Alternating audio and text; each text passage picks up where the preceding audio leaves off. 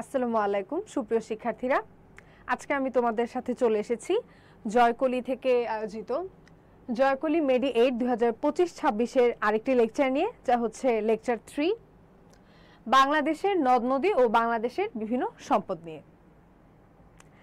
তোমরা যে যেখান থেকে জয়েন করেছো সেটা কমেন্টে তোমরা একটু জানিয়ে দাও।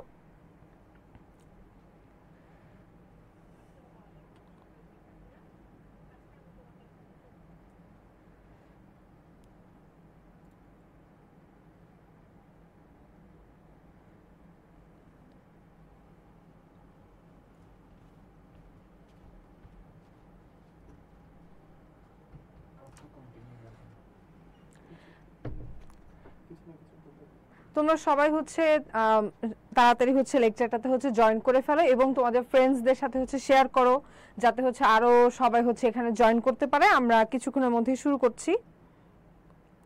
তোমরা যারা যারা জয়েন করছো, কে কোন জেলা থেকে জয়েন করছো বা ঢাকায় কে কোথা থেকে জয়েন করছো, সেগুলো একটু কমেন্টে জানিয়ে দাও।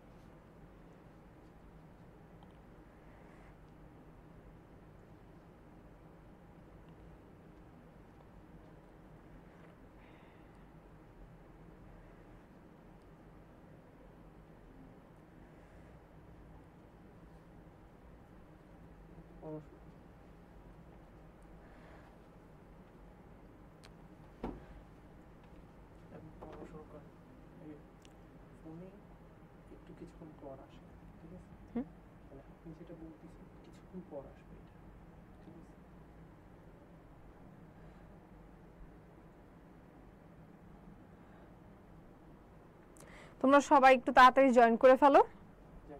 তোমাদের সকলকে হ্যাঁ আসসালামু আলাইকুম। আহসান হাবিব, ওয়ালাইকুম আসসালাম। Dinajpur, very good.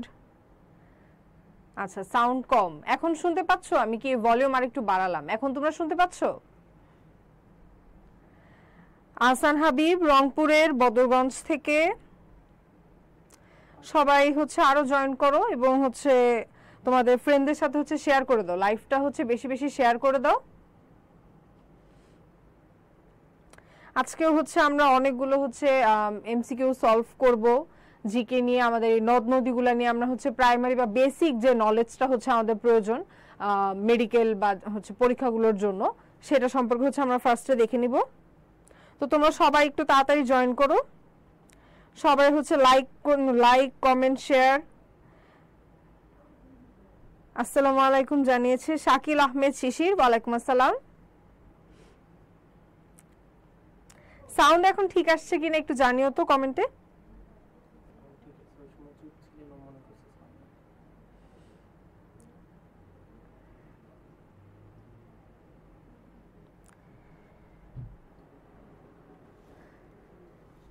মেডিকেলে কিন্তু আমরা যে জেনারেল নলেজটা পড়ছি, জেনারেল নলেজ কিন্তু কোনো সিলেবাসের মধ্যেই আমাদের পড়ার, এটা ভাস্ট একটা। সো এটা যত বেশি তুমি পড়বা, যত বেশি তোমরা প্র্যাকটিসের মধ্যে থাকবা জেনারেল নলেজ, দেখবা যে তোমার ওখানে কোনো একটা অ্যান্সার যদি তুমি নাও জানো, সেটা অ্যাটলিস্ট তুমি গেস করে হলেও অ্যান্সারটা করে আসতে পারবা। কিন্তু সেটার জন্য তোমার প্রয়োজন অনেক বেশি বেশি প্র্যাকটিস। আচ্ছা, এমডি ইশতিয়াক জিজ্ঞেস করেছো। হ্যাঁ, ভালো আছি আলহামদুলিল্লাহ।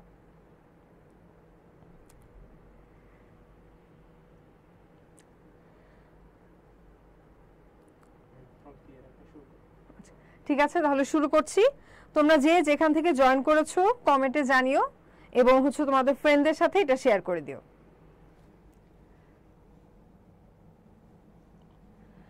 প্রথমে শুরু করছি বাংলাদেশের নদ নদী নিয়ে। বাংলাদেশের নদ নদী নিয়ে ফার্স্টে যেটা, সেটা আন্তঃসীমান্ত নদী। আন্তঃসীমান্ত নদীগুলো দিয়ে কি বুঝাচ্ছি, যে নদীগুলোর সীমানা বাংলাদেশের মধ্যেই। যৌথ নদী কমিশনের মতে বাংলাদেশের মোট অভিন্ন বা আন্তঃসীমান্ত নদী 57টি। অর্থাৎ এই নদীগুলোর যে সীমানা, সেগুলো বাংলাদেশের মধ্যেই শুরু শেষ। ভারত বাংলাদেশের মধ্যে অভিন্ন নদী যৌথ নদী কমিশনের তথ্য অনুসারে 54টি। মিয়ানমার হতে বাংলাদেশে প্রবেশকারী যে নদী, যে নদীগুলো বাংলাদেশে আসছে কিন্তু আসার পরে আর অন্য কোনো দেশের সাথে আসে না। মানে যেমন ভারতের বিভিন্ন পর্বত থেকে বা নেপাল থেকে যে নদীগুলো আসে বা বরফ গলা যে পানিগুলো থেকে যে নদীটা আসে, এটা এসে বাংলাদেশের বঙ্গোপসাগরে হচ্ছে কি মিশে যাচ্ছে, ঠিক আছে? সেই জন্য আমরা এগুলোকে বলছি আন্তঃসীমান্ত নদী।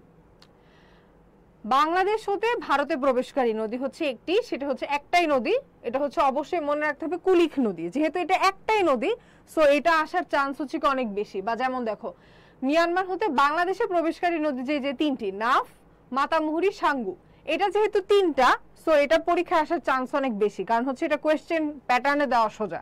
তিনটার সাথে যে কোনো একটা দিয়ে দিবে, বলবে যে নিচের কোনটি মিয়ানমার হতে বাংলাদেশে প্রবেশকারী নদী নয়। সো যেগুলো আমরা দেখবো এরকম অপশন তিনটা বা যেগুলো এরকম একটা, এই ধরনের গুলো হচ্ছে এমসিকিউতে আসার চান্স বেশি থাকে। মিয়ানমার বাংলাদেশকে বিভক্তকারী নদী হচ্ছে নাফ নদী, যেটা দৈর্ঘ্য 56 কিলোমিটার। নদীর উৎপত্তি স্থল মিয়ানমারের আরাকান পর্বত, আবারও বলছি উৎপত্তি স্থলটা হচ্ছে আরাকান পর্বত, এবং নদীটি কক্সবাজার জেলা দিয়ে বাংলাদেশে প্রবেশ করেছে, ঠিক আছে? এই নদীটি হচ্ছে মিয়ানমার ও বাংলাদেশকে বিভক্তকারী নদী। বাংলাদেশ, ভারত ও চীনের তিব্বতের মধ্য দিয়ে প্রবাহিত নদী হচ্ছে ব্রহ্মপুত্র নদী, ঠিক আছে? তাহলে এটাও এরকম আসতে পারে যে ব্রহ্মপুত্র নদী কোন কোন দেশগুলোর মধ্য দিয়ে প্রবাহিত হচ্ছে, এরকম ভাবে আসতে পারে। এখানে দেখো তোমার তিনটা অপশন, বাংলাদেশ, ভারত, চীন। সো তোমাকে দিয়ে দিবে এরকম অপশনে দিতে পারে যে বাংলাদেশ, ভারত, চীনের সাথে হয়তো মায়ানমার দিয়ে দিল, কিন্তু সেটা তোমার অ্যান্সার হবে না। যেখানে এরকম তিনটা বা একটা অপশন পাবো, সেগুলোকে আমরা মনোযোগ দিয়ে পড়ার চেষ্টা করব।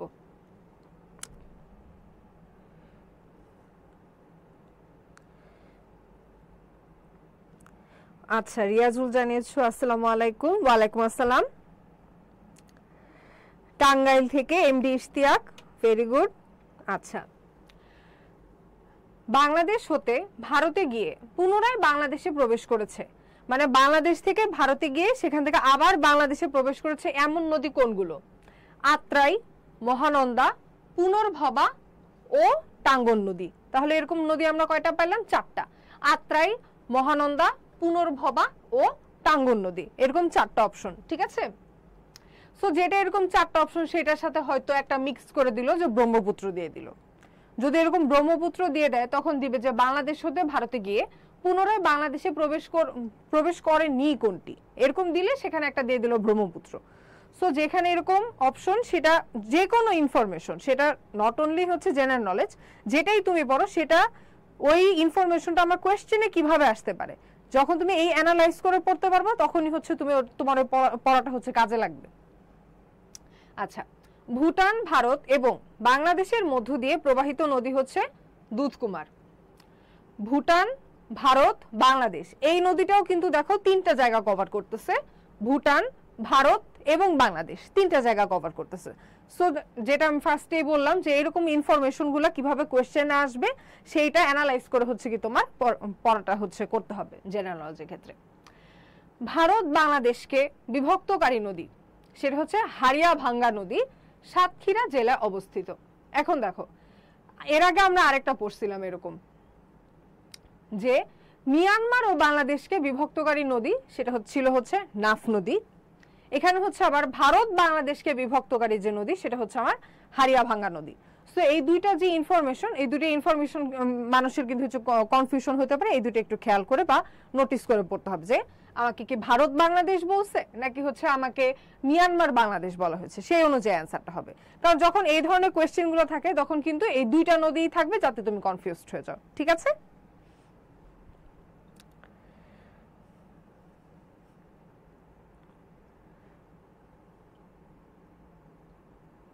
আচ্ছা, জেনারেল নলেজ হচ্ছে সায়েন্স, কমার্স সকলের জন্যই হচ্ছে এটা এরকম বলতেছি, বাট এটা হচ্ছে জয়কলি হচ্ছে মেডি8 2025-26 থেকে হচ্ছে এই সাধারণ জ্ঞানে লেকচার 3 করছি আজকে আমরা। সো সায়েন্স, কমার্স বা যে যে সাবজেক্টেরই থাকো, তাকে হচ্ছে আমি আমন্ত্রণ জানাচ্ছি ক্লাসটা দেখার জন্য, কারণ জেনারেল নলেজ কিন্তু হচ্ছে আমাদের মেডিকেল ছাড়াও বিভিন্ন ভার্সিটিগুলোর জন্য হচ্ছে আমাদের জেনারেল নলেজ লাগছে।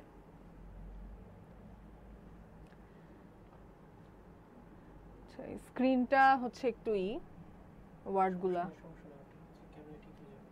আচ্ছা তো এরপরেই আমরা যেটাতে আসলাম সেটা হচ্ছে প্রধান প্রধান নদ নদীর উৎপত্তি স্থল।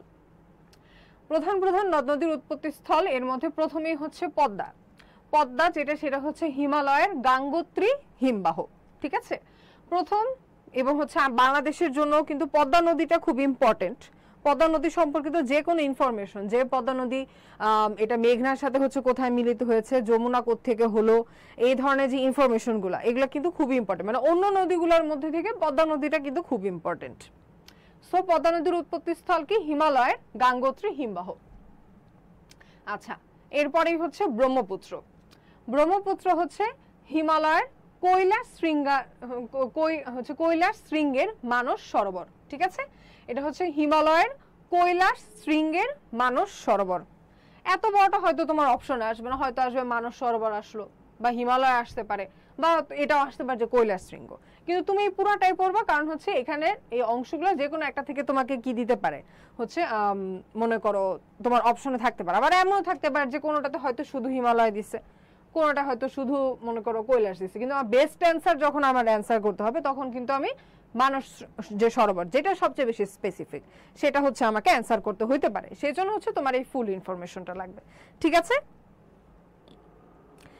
হ্যাঁ, আমি আমাকে জিজ্ঞেস করেছো হচ্ছে ম্যাডাম আপনি কি মেডিকেল স্টুডেন্ট কিনা। হ্যাঁ, আমি হচ্ছে এখন কারেন্টলি ঢাকা মেডিকেল কলেজে আছি, 3rd ইয়ারে।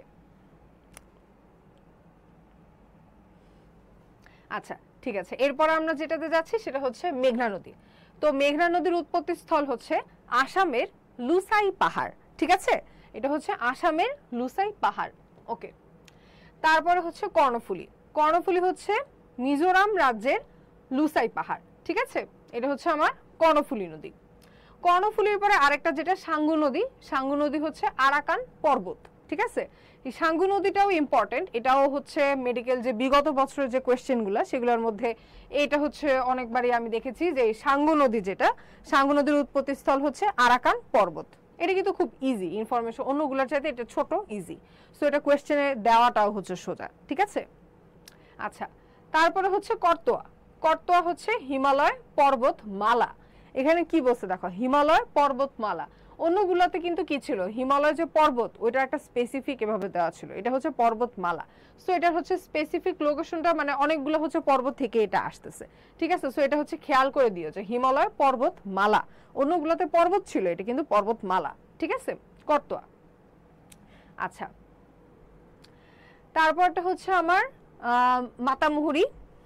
মাতামুহুরীর যেটা সেটা হচ্ছে লামার মাইভার পর্বত, ঠিক আছে। মাতামুহুরীটা হচ্ছে মেইনলি লামাটা মনে রাখা তোমার জন্য বেশি ইম্পর্টেন্ট, যে লামা পর্বত, ঠিক আছে। আচ্ছা, এরপরে হচ্ছে আরেকটা নদী হালদা। হালদা যেটা এটা হচ্ছে খাগড়াছড়ির বাদনতলী পর্বত শৃঙ্গ। হালদা নদীটা খুব ইম্পর্টেন্ট। তোমরা যারা হচ্ছে সায়েন্সে আছো তারা কিন্তু তোমরা জানো যে আমরা এটা বায়োলজিতেও পড়ছিলাম রুই মাছের ক্ষেত্রে। হালদা নদী, হালদা নদীটা এটা হচ্ছে রুই মাছের যেসব হচ্ছে যে রেনু, এটা চাষের জন্য হালদা নদীটা খুব ইম্পর্টেন্ট।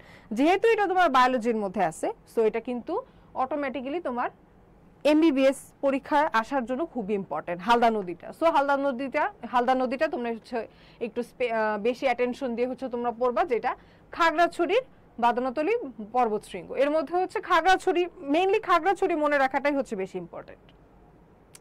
তারপর এটা হচ্ছে ফেনী। ফেনীটাও দেখো হালদার মতোই খাগড়াছড়ির পার্বত্য এলাকা। আচ্ছা, দেন হচ্ছে তিস্তা। তিস্তা হচ্ছে সিকিমের পার্বত্য অঞ্চল। তিস্তা নদীটাও হচ্ছে আমার পদ্মা নদীর মতোই, তিস্তা নদীটাও ইম্পর্টেন্ট। তিস্তা নদী নিয়ে যেহেতু বাংলাদেশের ইন্টারনাল অনেক ইস্যুজ আছে, যেটা আমরা সবাই জানি, সো সেই অনুযায়ী তিস্তা নদীটাও তোমার মনে রাখাটা হচ্ছে ইম্পর্টেন্ট। এটা হচ্ছে আসার সম্ভাবনা বেশি, ওকে। হ্যাঁ, জান্নাতুল ফেরদৌস বলেছো হালদা রুই মাছ, ভেরি গুড। তোমরা যারা যারা যে যেখান থেকে আছো কমেন্ট করে হচ্ছে জানিয়ে দিও যে আমি এখান থেকে হচ্ছে জয়েন করেছি, তাহলে হচ্ছে আমার জন্য, আমার কাছে আর কি জানতে ভালো লাগবে। দেন তোমরা তোমাদের ফ্রেন্ডদের সাথেও আরো বেশি বেশি শেয়ার করো, লাইক করো, কমেন্ট করো, ক্লাসটাকে হচ্ছে আরো বেশি মানুষের কাছে পৌঁছে দাও, ঠিক আছে, ওকে। দেন তিতাস। তিতাস যে নদীটা সেটা হচ্ছে ত্রিপুরা রাজ্যের পার্বত্য অঞ্চল, ঠিক আছে। তিতাস নদী ত্রিপুরা রাজ্যের পার্বত্য অঞ্চল। আবার গোমতী যে নদীটা সেটাও হচ্ছে ত্রিপুরা পাহাড়ের ডুমুর, ঠিক আছে। গোমতী নদীটাও ত্রিপুরা, তিতাসও হচ্ছে ত্রিপুরা।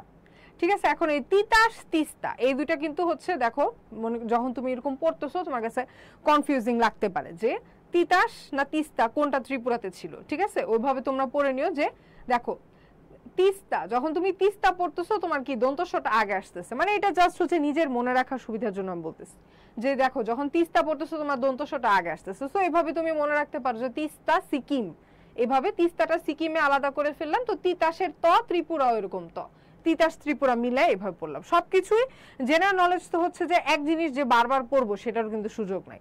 সো আমরা যখনই হচ্ছে মনে করো প্র্যাকটিস করবো, আর দেখো জয়কলির যে মেডিজিকে যে বইটা এটাতে অনেক হচ্ছে এরকম কোয়েশ্চেন দেওয়া আছে বেশি বেশি প্র্যাকটিস করার জন্য, প্লাস এখানে হচ্ছে আশেপাশে প্রত্যেকটা এমসিকিউ এর সাথে ওইটার ইনফরমেশন গুলাও দেওয়া আছে এই রিলেটেড। সো একটা যখন তুমি একটা কোয়েশ্চেন অ্যান্সার করতেছো ওইটা রিলেটেড, যখন তুমি কোয়েশ্চেন রিলেটেড যখন ইনফরমেশন গুলো পড়তেছো তখন হচ্ছে কি তোমার ওইটা নিয়ে তোমার মাথায় একটা সিনারি তৈরি হয়ে গেল, তোমার ওটা মনে রাখা সহজ হয়।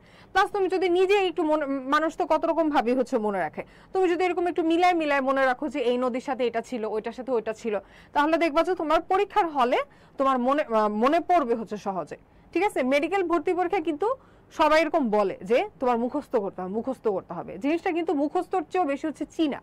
এখানে সব অ্যান্সারও তোমার কাছে দেওয়া থাকবে, কোয়েশ্চেনও তোমার কাছে দেওয়া থাকবে, তোমার জাস্ট অপশনটা দেখে চিনতে হবে। সো তুমি যাতে ওকে চিনতে পারো সেই অনুযায়ী যেভাবে পড়তে হয় সেভাবে তোমার পড়তে হবে, মিলায় মিলায়, ঠিক আছে। আচ্ছা ওকে। আচ্ছা এমডি শিয়াম হাসান, সে হচ্ছে রংপুর থেকে দেখছে, আপনার ক্লাস ভালো লাগছে, থ্যাংক ইউ।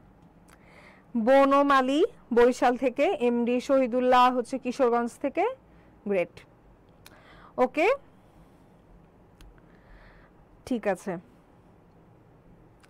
আচ্ছা তো আমরা হচ্ছে এখন নেক্সট স্লাইডে চলে যাচ্ছি। আচ্ছা এখন হচ্ছে আমরা প্র্যাকটিসের দিকে চলে আসলাম, এতক্ষণ আমরা যা কিছু পড়লাম সেই অনুযায়ী থাকবে, তার সাথে আমরা আরো অনেক নতুন কিছু ইনফরমেশন শিখবো। কারণ আমি বারবারই বলতেছি যে একটা ফুল বই কিন্তু তোমার বারবার গো থ্রু করা পসিবল না, কিন্তু যখন তুমি প্র্যাকটিস করবা তখনই তুমি তোমার ল্যাকিংস গুলো বুঝতে পারবা। যখন প্র্যাকটিস করবা দেখবা যে এই ইনফরমেশনটা আমার মনে নাই, তখন তুমি বই খুলে এটা দেখে নিলা, যখন বই খুলে একটা জিনিস চোখে পড়া ওটা আশেপাশের জিনিসগুলো দেখে ফেললা। আমি যখন রিভিশন করতাম পার্সোনালি, আমার যখন এরকম অ্যাডমিশন জার্নি ছিল তখন হচ্ছে আমি জয়কলির মেডিজিকে, তারপরে জয়কলির একটা মেডি কোয়েশ্চেন ব্যাংকও আছে, ওখানে কিন্তু প্রায় এরকম 37 বছরের সব কোয়েশ্চেন একসাথে আছে, এরকম আমি প্র্যাকটিস করতাম। ডেন্টাল প্রশ্ন আছে, বিসিএস এর প্রশ্ন, দেন হচ্ছে মেডিকেলের প্রশ্ন, এইগুলো যখন আমি প্র্যাকটিস করতাম তখন আমার অটোমেটিক রিভিশন হয়ে যেত। কারণ হচ্ছে যেটা যেটা পারি না ওটা আমি দেখে নিতাম যে আচ্ছা ঠিক আছে এটা হচ্ছে এখানে আমার ল্যাকিংস আছে, এটা আমি পড়ে নিলাম। কিন্তু যদি আমি ফুল চ্যাপ্টারটা বারবার রিভিশন দিতে যাই সেই সময়টা কিন্তু আমাদের লাস্টের দিকে আর থাকে না। প্রায় সব সাবজেক্ট মিলে কিন্তু তোমাকে যখন পরীক্ষার হলে যাবা প্রায় 8টা মতো বই তোমাকে মাথায় নিয়ে যেতে হবে। সো তোমার বই, তোমার পড়াশোনা, তোমার প্র্যাকটিস সবকিছু এমন ভাবে গুছানো থাকতে হবে যাতে তুমি পরীক্ষার আগের রাতে বা পরীক্ষার দিন সকালে যাতে সবকিছু তুমি রিভাইজ করে যেতে পারো, ঠিক আছে। ওকে সো এখানে যে কোয়েশ্চেনটা, ফার্স্ট যে কোয়েশ্চেন সেটা হচ্ছে কোন নদীটি বাংলাদেশে অবস্থিত নয়, ঠিক আছে। কোন নদীটি বাংলাদেশে অবস্থিত নয়, তোমরা সবাই হচ্ছে একটু অ্যান্সার করে ফেলো। Option A Khowai, option B Mahananda, option C Kaveri এবং অপশন ডি পশুর। সবাই একটু কমেন্টে হচ্ছে আমাকে অ্যান্সারটা জানিয়ে দাও প্লিজ। জান্নাতুল ফেরদৌস, সিজরাতুল মুনতাহা, তোমরা বলছো যে অপশন হচ্ছে বি অ্যান্সার। আচ্ছা তোমরা আরেকটু চিন্তা করো, একটু হচ্ছে আমাকে জানাও। Option A Khowai, option B Mahananda, option C Kaveri, option D Pashur. কোয়েশ্চেনটা আরেকবার রিপিট করছি, কোন নদীটি বাংলাদেশে অবস্থিত নয়? অবস্থিত নয় মানে কি, এটা বাংলাদেশে ওর হচ্ছে ওর উৎপত্তিও নাই, ওর প্রবাহও নাই, ঠিক আছে। বাংলাদেশে অবস্থিত নয় কোন নদীটি? আয়েশা সিদ্দিকা তুমিও বলছো option B. MD Liton Rahman option A. Sidratul Muntaha Mymensingh থেকে, আচ্ছা আমার বাড়িও হচ্ছে ময়মনসিংহ। সিদরাতুল মুনতাহা, আসসালামু আলাইকুম। ওয়ালাইকুম আসসালাম। আচ্ছা সবাই একটু তাড়াতাড়ি অ্যানসারটা করে দাও। সুমাইয়া ফারুক বলেছো কাবেরী। আসান Habib option A. Mir Sumaiya Khatun option D বলছো।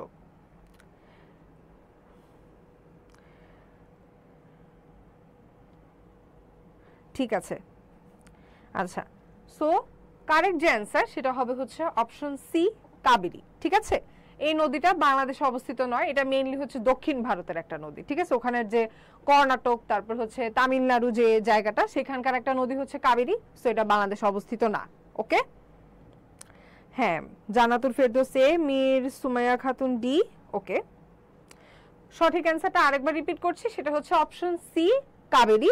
এটা এই নদীটি বাংলাদেশে অবস্থিত নয়। সো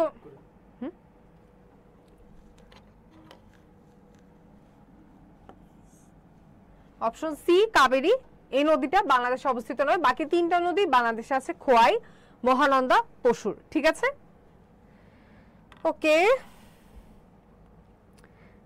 আচ্ছা নেক্সট স্লাইডে চলে যাচ্ছি। আচ্ছা, এটা সোজা একটা প্রশ্ন, সিলেট কোন নদীর তীরে অবস্থিত? আরেকবার বলছি, প্রশ্নটি হচ্ছে সিলেট কোন নদীর তীরে অবস্থিত? Okay, option A Surma, option B Rupsa, option C Naf এবং অপশন ডি আরিয়াল খা। সবাই আমাকে এই প্রশ্নটার হচ্ছে উত্তর জানিয়ে দাও। হ্যাঁ, সুমাইয়া ফারুক, তোমার অ্যান্সারটা আগেটা ঠিক ছিল, কাবেরী, কংগ্রাচুলেশনস। এইটার হচ্ছে সঠিক উত্তর চাচ্ছি। এটা কিন্তু সবার মানে জেনারেল নলেজের মতো একটা প্রশ্ন, আমাদের হচ্ছে জানা একটা প্রশ্ন। আচ্ছা, আয়েশা সিদ্দিকা বলছো সি।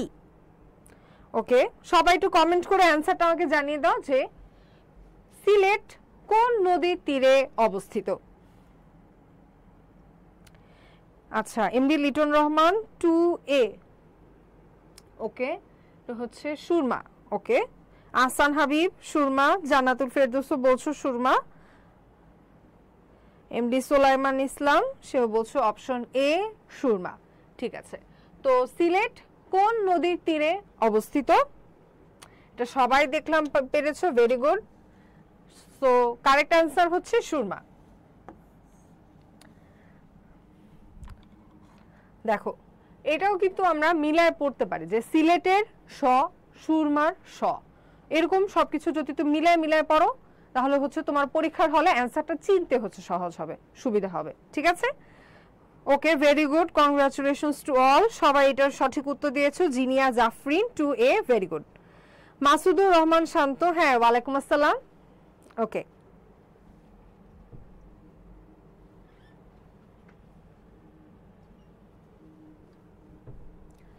ঠিক আছে, আমরা নেক্সট স্লাইডে চলে যাচ্ছি। নেক্সট হচ্ছে পদ্মা নদী কোথায় মেঘনা নদীর সাথে মিশেছে? দেখেছো, আমি কিন্তু ফার্স্টেই বলেছিলাম যে পদ্মা নদী এটা আমাদের খুব ইম্পর্টেন্ট। আমাদের হচ্ছে পদ্মা নদী থেকে হচ্ছে অনেক কোয়েশ্চেন আসে, কারণ পদ্মা নদীর যে তোমরা বাংলাদেশ যখন হচ্ছে চাইলে হচ্ছে ম্যাপ দেখতে পারো, ম্যাপে এরকম হচ্ছে পদ্মা নদীর যে ডাইরেকশনটা ওটা দেখলে বুঝবা যে এটা কোন কোন জায়গা হচ্ছে অন্য নদীর সাথে মিশেছে, কোন কোন জায়গা হচ্ছে ডিরেকশন চেঞ্জ হয়েছে। ঠিক আছে, সো পদ্মা নদী কোথায় মেঘনা নদীর সাথে মিশেছে? Option A Goalanda, option B Bhairab, option C Rajshahi, option D Chandpur. এটা আমার কাছে মনে হয় যে সোজা একটা প্রশ্ন, তোমরা সবাই হয়তো পারবে সেই আশা করছি। ওকে, সো তোমরা একটু তাড়াতাড়ি এটার অ্যান্সার করে ফেলো, সবাই একটু কমেন্টে জানিয়ে দাও। ঠিক আছে, আর হচ্ছে তোমাদের ফ্রেন্ডদের সাথে বেশি বেশি শেয়ার করো, কারণ হচ্ছে লাইভ যখন এই যে দেখো প্রত্যেকটা হচ্ছে তুমি কোয়েশ্চেন নিয়ে চিন্তা করতেছো। আমার কাছে মনে হয় যে অনেকে আছে আমরা এরকম যে কোনো পরীক্ষা দিতে চাই না, প্র্যাকটিস করতে চাই না। তুমি এরকম যে আমার প্রিপারেশন নাই, আমার হচ্ছে পড়া কম হয়েছে, বাট দ্য থিং ইজ যখন তুমি একটা পরীক্ষায় বসতেছো বা যে কোনো একটা কিছু প্রশ্ন নিয়ে বসছো, তখন কি হবে, প্রশ্ন নিয়ে যে তুমি চিন্তা করছো, যখন তুমি ভুল অ্যান্সারও দাও, ওই ভুল অ্যান্সার থেকে তুমি যখন শিখতে পারবা। আমাদের ব্রেন কিন্তু একটা সঠিক ইনফরমেশন এসে যখন তুমি একটা ভুল করলা, ওই ভুল থেকে যে শিখলা সেটা কিন্তু আমাদের ব্রেন বেশি মনে রাখে। আমি এরকম হয়তো যে যখন শুরুর দিকে কোচিংগুলোতেও পরীক্ষা দিতাম, তখন দেখা যেত যে খুব মানে ভালো মার্কস আসতেছে না, তো আমার আশেপাশে এরকম ফ্রেন্ডদের দেখতাম ওরা হচ্ছে এরকম অ্যান্সার করতে চাইতো না, পরীক্ষা দিতে চাইতো না, বাট আমি সব পরীক্ষা অ্যান্সার করতাম, অ্যান্ড হচ্ছে নেগেটিভ মার্ক থাকা সত্ত্বেও আমি সব অ্যান্সার করতাম, জাস্ট টু সি যে আমি যে এই প্রশ্নটা নিয়ে চিন্তা করলাম বা আমি যে একটা জিনিস আন্দাজে দাগাইলাম সেটা কি ঠিক হলো কিনা। সেটা থেকে ভুল হলে ওটা আমি বাসায় এসে বইয়ে মার্ক করে রাখতাম যে এটা আজকে আমি ভুল করছি। তাহলে কি হয় যে তোমার ওই ইনফরমেশনটা আরো বেশি মনে থাকে। ঠিক আছে, আচ্ছা অনেক কথা বলে ফেললাম। মাসুদুর রহমান শান্ত বলেছো যে 3D চাঁদপুর। জান্নাতুল ফেরদৌসও সেম। সিদরাতুল মুনতাহা ওকে। মোসাম্মদ আফরিন আক্তার হিমু, আচ্ছা আমার নামও আফরিন, বলেছো হচ্ছে 3-1 গোয়ালন্দ। আচ্ছা সো ঠিক আছে, এটার অ্যান্সারটা হবে, এটার অ্যান্সার হবে হচ্ছে চাঁদপুর। ঠিক আছে। পদ্মা নদী কোথায় মেঘনা নদীর সাথে মিশেছে? অ্যান্সারটা হবে হচ্ছে কি চাঁদপুর। Very good. এটাও হচ্ছে ম্যাক্সিমামই হচ্ছে সঠিক অ্যান্সার করেছে। Very good. ঠিক আছে, তাহলে আমরা নেক্সট যে ইতে সেই দিকে চলে যাচ্ছি, নেক্সট স্লাইডে। একটা কি আগায় ফেললাম? আচ্ছা, বাংলাদেশের জলবিদ্যুৎ কেন্দ্রটির নাম কি? আচ্ছা, এটাও আমার কাছে মনে খুবই ইজি, ইভেন মানে ছোটবেলা থেকে আমরা জানি টাইপে, কারণ বাংলাদেশে হচ্ছে জলবিদ্যুৎ, আচ্ছা ঠিক আছে যাই হোক। অপশন এ সেটা হচ্ছে Bheramara, option B Rooppur, option C Kaptai, option D Pakshi. এখন এই কোয়েশ্চেনটা কিভাবে কনফিউজিং সেটা হচ্ছে আমি একটু পরে বলবো, অ্যান্সার করার পরে। তোমরা হচ্ছে এটা একটু তাড়াতাড়ি একটু অ্যান্সার করার ট্রাই করো, কমেন্ট করো, সবাই কমেন্টে জানিয়ে দাও। প্রথম অ্যান্সার দিয়েছে আহসান হাবিব, অপশন সি কাপ্তাই। ওকে, বাকিরাও একটু তাড়াতাড়ি কমেন্টে জানিয়ে দাও। সবাই হচ্ছে লাইক করো, কমেন্ট করো, শেয়ার করো তোমার ফ্রেন্ডদের সাথে। আমার আরেকটা জিনিস বলি, অনেকেই কিন্তু এরকম আছে যে আমি কি নোটস পড়তেছি বা কি পড়াশোনা করতেছি অন্যদের সাথে শেয়ার করব না। আমার কাছে মনে হয় যে তুমি তোমার যে মেধা, তোমার যে যোগ্যতা, সেটা কেউ কোনো দিন তোমার থেকে কেড়ে নিতে পারবে না, কেউ তোমার থেকে সেটা চুরি করতে পারবে না। তুমি কাউকে আমার নোটস দিলে সে আমার থেকে বেশি পড়ে আমার থেকে আগায় যাবে, এটা কখনোই হবে না। এটা হচ্ছে একদম সত্য কথা। তাই আমার মনে হয় যে তোমার সবসময় তোমার ফ্রেন্ডদের হচ্ছে জানানো উচিত, শেয়ার করা উচিত, হেল্প করা উচিত। হ্যাঁ, কারণ হচ্ছে যে পারে না বা যে পড়ে নাই সে কখনো তোমার থেকে আগাইতে পারবে না। বাট মানুষকে হেল্প করলে তুমি যে এই যে আজকে সাহায্য করছো, সেই সাহায্যের প্রতিদান তুমি অবশ্যই এক না একদিন পাবে।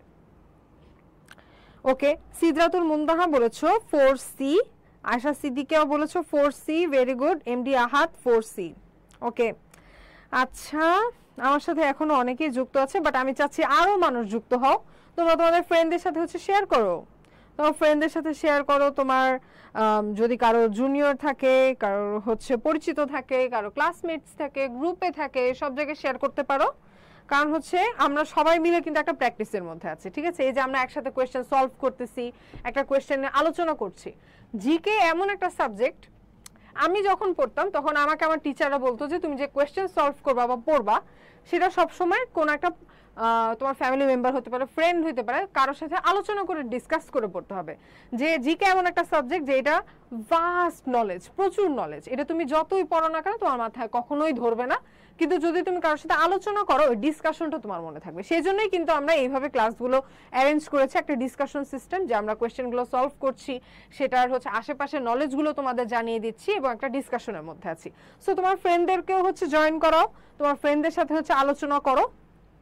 এটা আই ফিল লাইক যে তোমাদের যে অল ওভার যে প্রিপারেশনটা সেটা আরো বেটার হবে। ওকে, সো এটার অ্যান্সার যে বলেছে সিদরাতুল মুনতাহা 5C, মাসুদুর রহমান শান্ত 5C। ওকে, সো অনেকেই হচ্ছে অ্যান্সার দিয়েছো। আচ্ছা 5-এ চলে আসছে এটা, ওয়েট, এটা তো 4-এ ছিল, সরি। বাংলাদেশের হচ্ছে জলবিদ্যুৎ কেন্দ্রটির নাম কি? আমি কোয়েশ্চেনটা আরেকবার রিপিট করছি, বাংলাদেশের জলবিদ্যুৎ কেন্দ্রটির নাম কি? এ হচ্ছে Bheramara, B Rooppur, C Kaptai, D Pakshi. ঠিক আছে, ঠিক আছে। সো এটার অ্যান্সারটা হবে, আমরা সবাই জানি এটা অ্যান্সার হবে হচ্ছে অপশন, এটার অ্যান্সার হবে হচ্ছে অপশন সি কাপ্তাই। ঠিক আছে, নেক্সট প্রশ্ন যেটা হচ্ছে একটু আগে রিভিল হয়ে গিয়েছিল, নদীর তীরবর্তী শহর বন্দর নিম্নের কোনটি সঠিক? নদীর তীরবর্তী শহর বন্দর, অপশন এ শিলাইদহ মেঘনা, option B Chalna Jamuna, option C Sarda Padma, option D Thakurgaon Pashur. ঠিক আছে, সো এটাও হচ্ছে যেহেতু তখন হচ্ছে হয়েছিল, অনেকেই দিয়েছো। সিদরাতুল মুনতাহা 5C, এমডি রবিন খান 5C, আহসান হাবিবও বলেছো 5C। রিয়াজুল 5C। আচ্ছা রিয়াজুল বলেছো আসসালামু আলাইকুম। ওয়ালাইকুম আসসালাম। আচ্ছা সবাই হচ্ছে আরো হচ্ছে এটা একটু অ্যানসার জানিয়ে দাও কমেন্টে যে নদীর তীরবর্তী শহর বন্দর নিম্নের কোনটি সঠিক? শিলাইদহ মেঘনা, চালনা যমুনা, সারদা পদ্মা নাকি ঠাকুরগাঁও পশুর?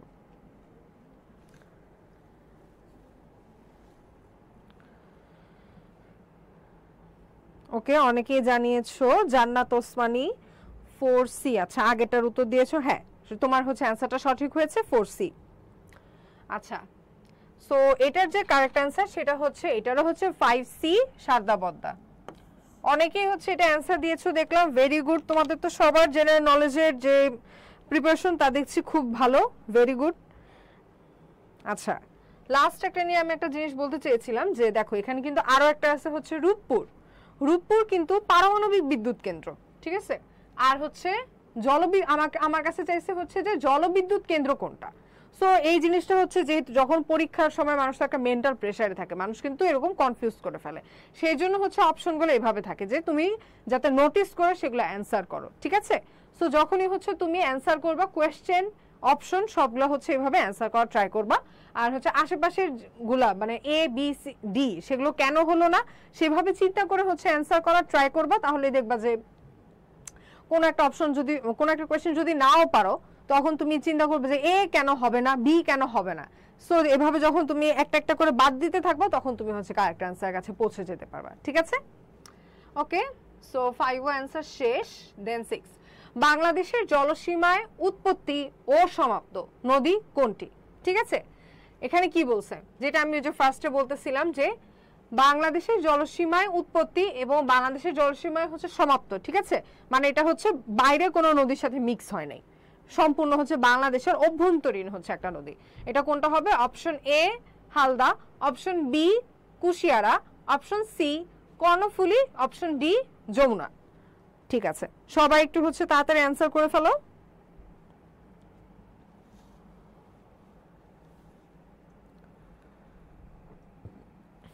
জান্নাতুন জেবা বলেছো যে option 6A Halda. Okay first আমি আরো মানুষের হচ্ছে অ্যানসার চাচ্ছি, কমেন্টে আরো অ্যানসার চাচ্ছি। মাসুদুর রহমান শান্ত 6A,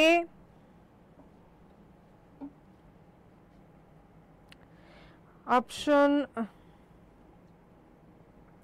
এমডি রবিন খান হচ্ছে 6A। ওকে সো বাংলাদেশের জলসীমা উৎপত্তি ও সমাপ্ত নদী হচ্ছে অপশন যারা হচ্ছে এ অপশন বলছো তাদেরটাই হচ্ছে সঠিক হালদা।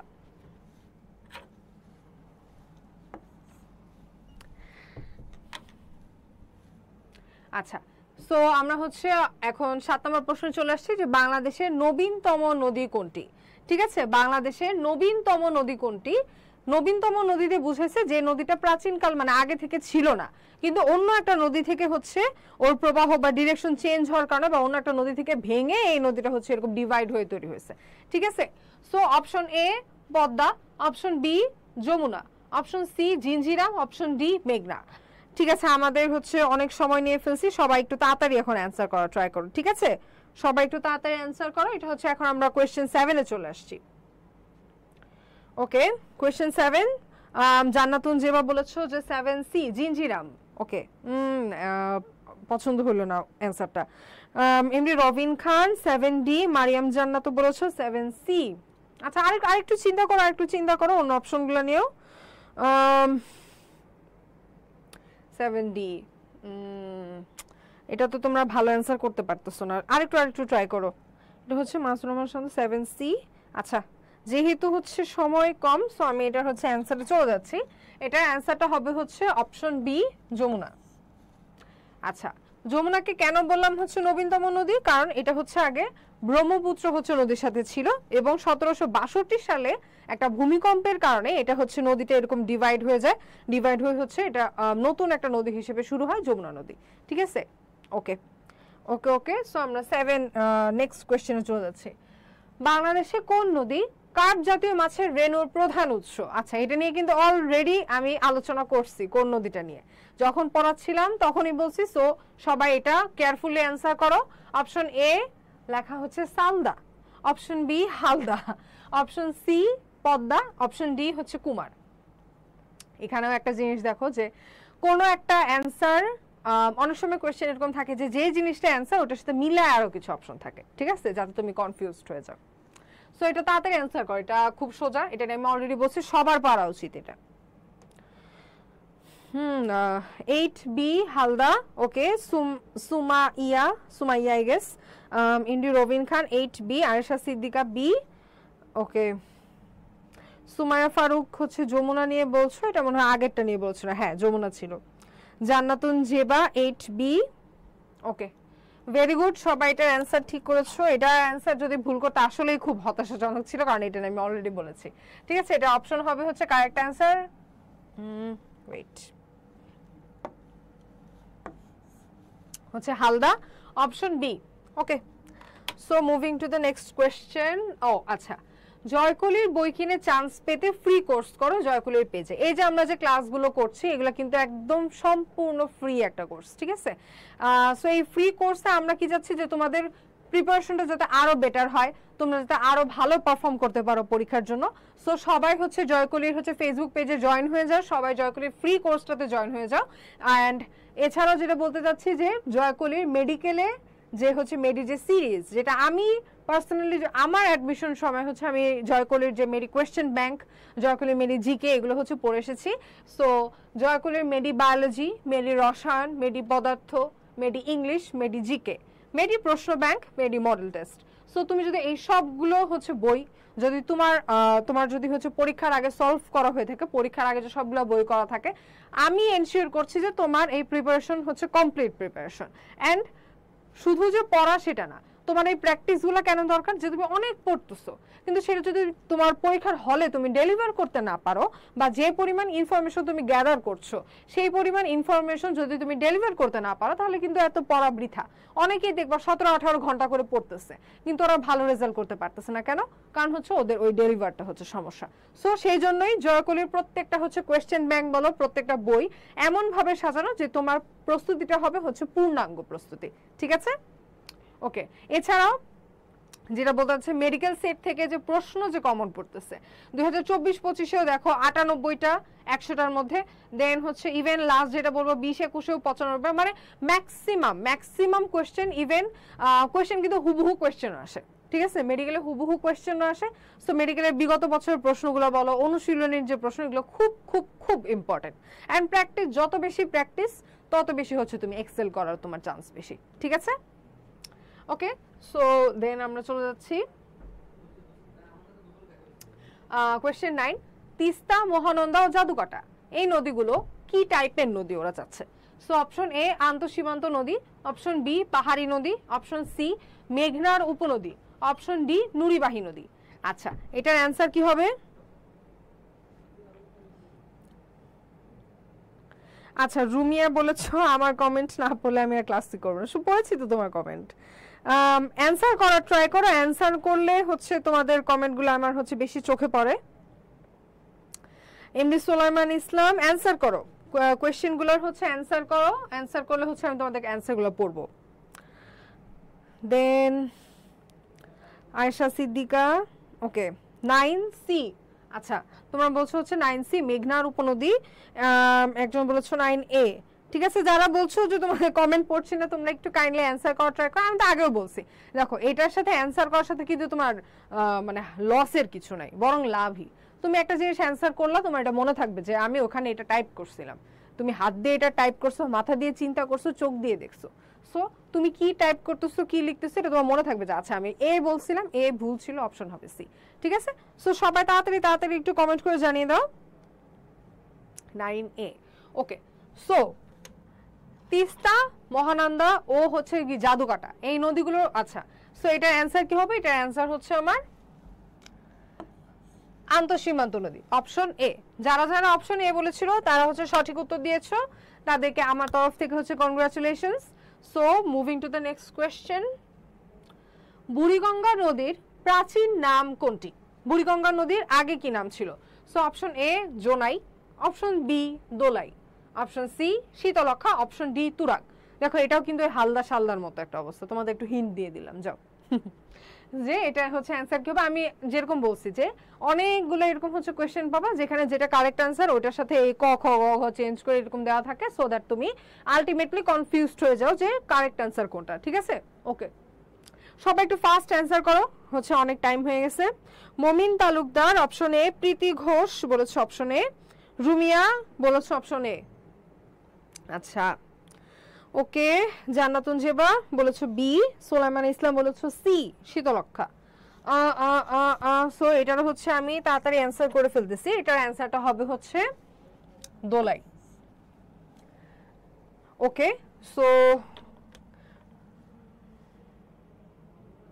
ওকে হ্যাঁ এটার অ্যান্সার হবে হচ্ছে অপশন বি দোলাই। আরেকবার কোয়েশ্চেনটা রিপিট করছি, বুড়িগঙ্গা নদীর প্রাচীন নাম কোনটি? Option B দোলাই। ওকে ঠিক আছে, ওকে হ্যাঁ হ্যাঁ সবার অ্যান্সার আমি মোটামুটি দেখেছি, এটার অ্যান্সার সবার ঠিক ছিল না, কয়েকজনের ঠিক ছিল। সবাই আবার আবার আমরা ট্রাই করি নেক্সটটাতে হচ্ছে আরো ভালো করে অ্যান্সার করা। ওকে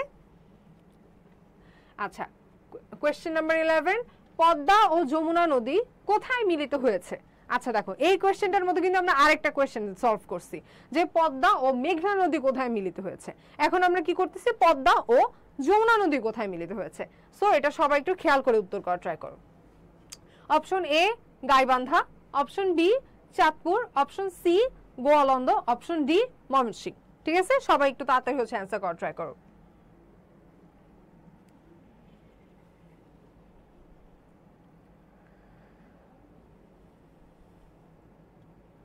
হ্যাঁ সবাই হচ্ছে অ্যান্সার করো ফাস্ট, আমাদের হচ্ছে সময় নেই।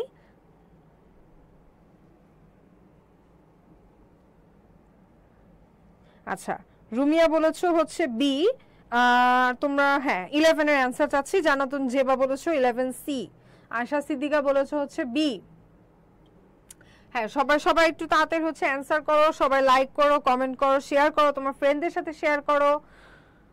11 জান্নাতুন ফেরদৌস বলেছো হচ্ছে 11 সি, প্রীতি ঘোষ সি।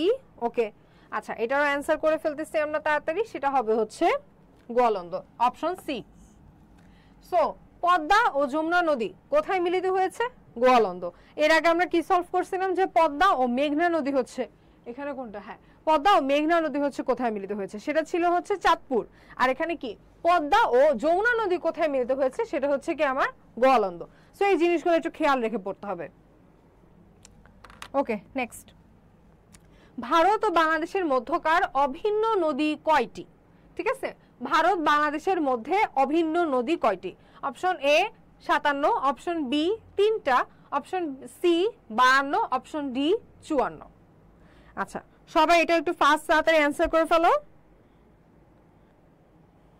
আচ্ছা এখানে তোমাদের আরেকটা হিন্ট দিয়ে আরেকবার বলি যে এর আগেও কিন্তু দেখো যেটা তোমার সঠিক অ্যান্সার হবে সেটার সাথে হচ্ছে কি মিলার অপশনগুলো হচ্ছে থাকে অনেক সময়।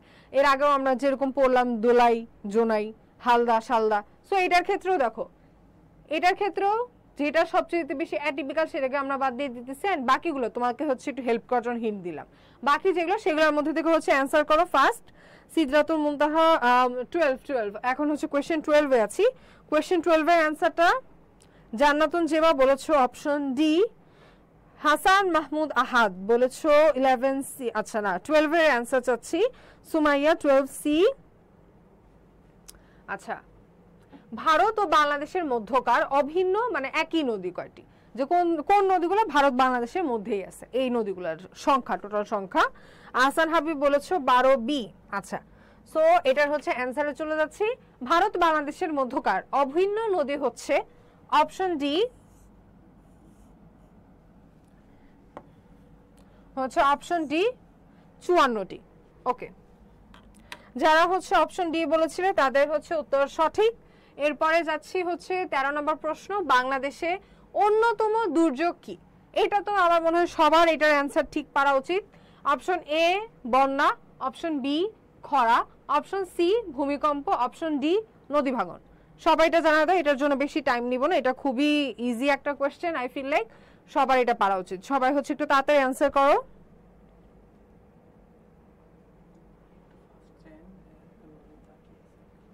ওকে ঠিক আছে, এটার হচ্ছে অ্যান্সার করে ফেলো সবাই।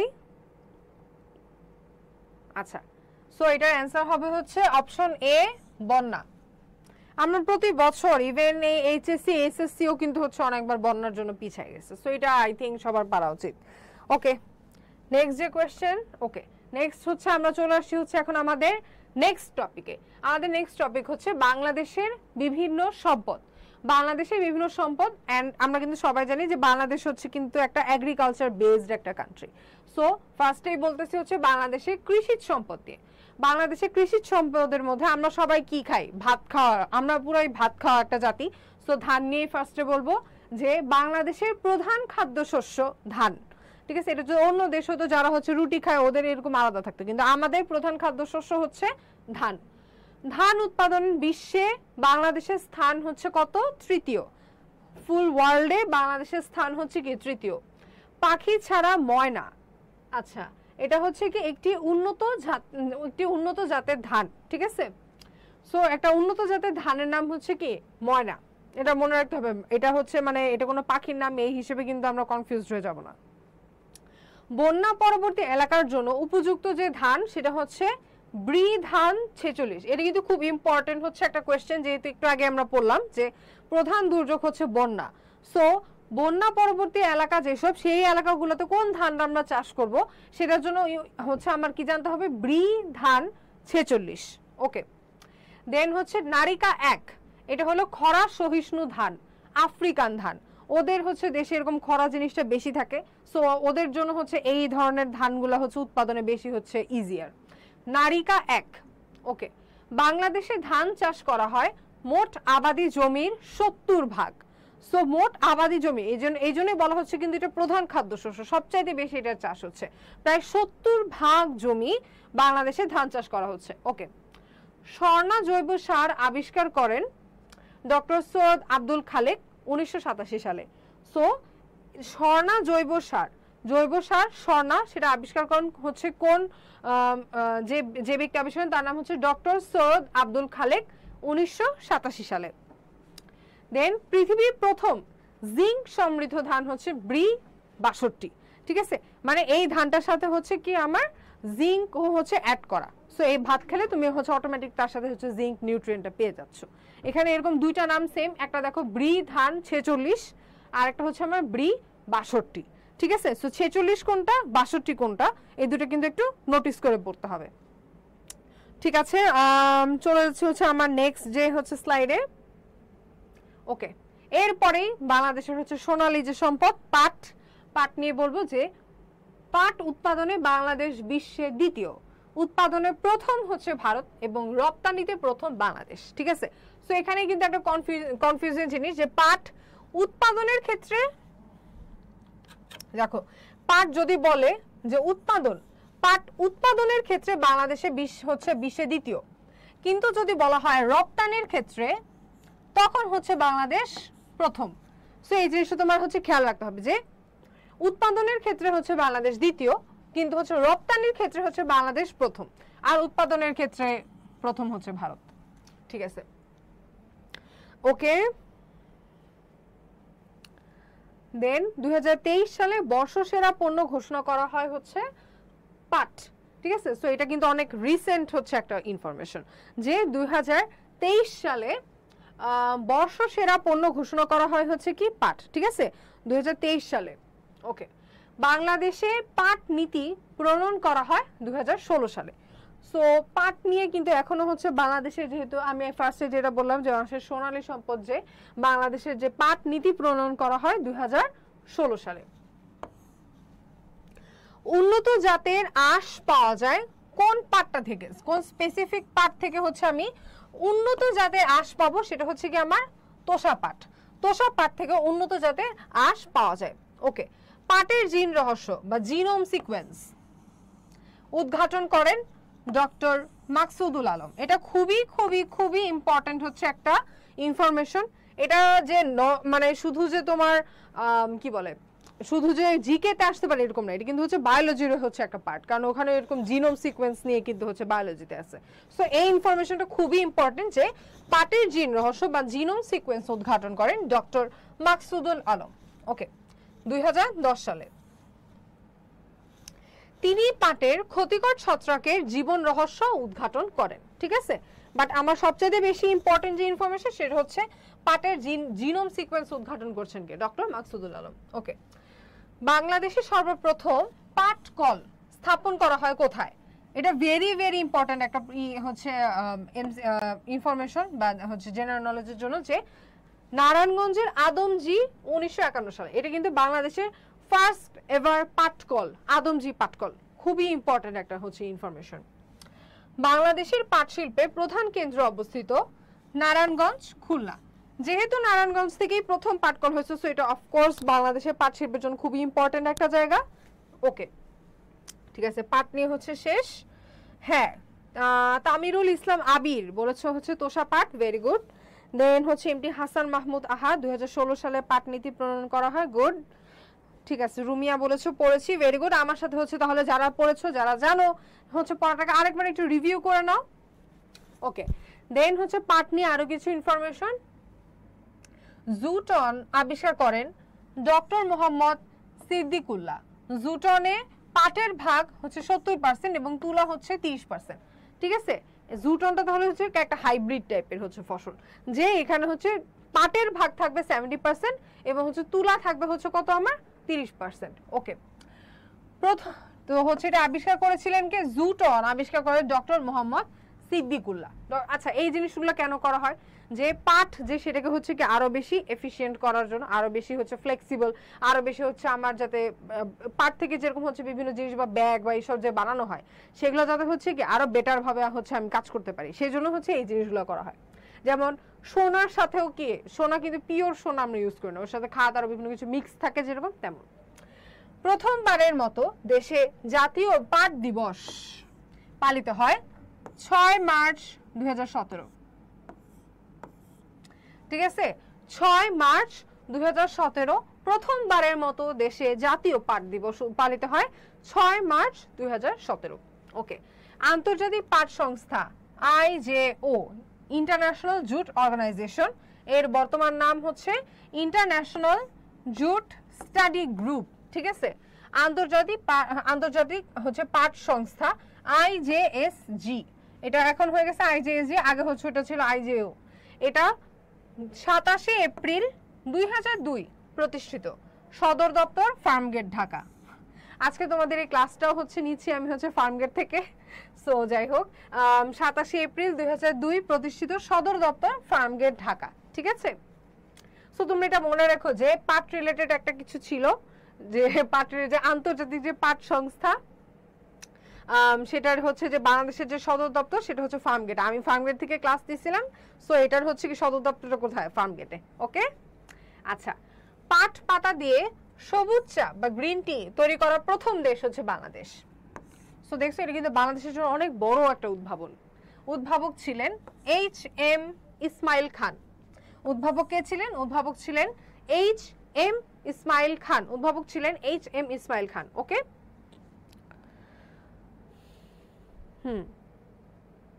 ওকে, ভেরি গুড। যারা আমার সাথে হচ্ছে রিভিউ করতেছো তাদের হচ্ছে অবশ্যই very very thank you. So আমার সাথে রিভিউ করলে হচ্ছে তোমার এই পড়াগুলো হচ্ছে আরো বেটার হচ্ছে মনে থাকবে। আমিও যখন অ্যাডমিশনের সময় পড়তাম, আমি হচ্ছে যখন এরকম ধরো ভাত খাইতেছি তার সাথে হচ্ছে এরকম ক্লাস করতেছি, বা যখন আমার ফ্রি টাইম তখন আমি হচ্ছে জিকে এরকম ক্লাস করতাম বা কোনো ভিডিও দেখতাম, কারণ জিনিসটা শুনলে হচ্ছে আমার মনে থাকতো ভালো। ওকে, চলে আসি পরে। পাট থেকে পচনশীল পলিমার ব্যাগের উদ্ভাবক, এটা খুব খুব ইম্পর্টেন্ট, ডক্টর মোবারক আহমেদ খান।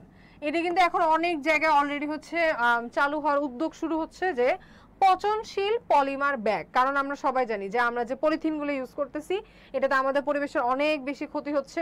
সো পচনশীল পলিমার ব্যাগ এটা কিন্তু অনেক বেশ মানে পরিবেশ বান্ধব হচ্ছে একটা বড় উদ্ভাবন। সো এটা অনেক ইম্পর্টেন্ট একটা হচ্ছে কোয়েশ্চেন, যে পাট থেকে পচনশীল পলিমার ব্যাগের উদ্ভাবক হচ্ছে ছিলেন ডক্টর মোবারক আহমেদ খান। ঠিক আছে, সবাই এটা মনে রাখবা। ওকে, বাংলাদেশের পাট বলয়, বাংলাদেশের পাট বলয় কোন কোন জায়গায় তৈরি হয়েছে? ঢাকা, ময়মনসিংহ, কুমিল্লা, ফরিদপুর অঞ্চল। ঠিক আছে, ঢাকা, ময়মনসিংহ, কুমিল্লা, ফরিদপুর, 4টা জায়গা নিয়ে। এটাও দেখো আমার কিন্তু এখানে 4টা জিনিস চলে আসছে। এখানে যে কোনো একটা ধরো ফরিদপুর চেঞ্জ করে চাঁদপুর দিয়ে দিল, সো যেখানে এরকম 4টা বা 3টার মতো ইনফরমেশন, সেগুলোকে আমরা কি করতে হবে, ভালো করে পড়াশোনা করতে হবে। ওকে, পাট থেকে সোনালী ব্যাগ উদ্ভাবন করেন, এটাও সেই সেম বিজ্ঞানী ডক্টর মোহাম্মদ হচ্ছে এই যে ডক্টর মোবারক আহমেদ খান, ঠিক আছে। সো উনার দুইটা হচ্ছে উদ্ভাবন আমরা পাইছি, যে পাট থেকে উনি পচনশীল পলিমার ব্যাগ বানাইছেন, দেন হচ্ছে পাট থেকে সোনালী ব্যাগ উদ্ভাবন করেন, দুইটা সেম বিজ্ঞানী।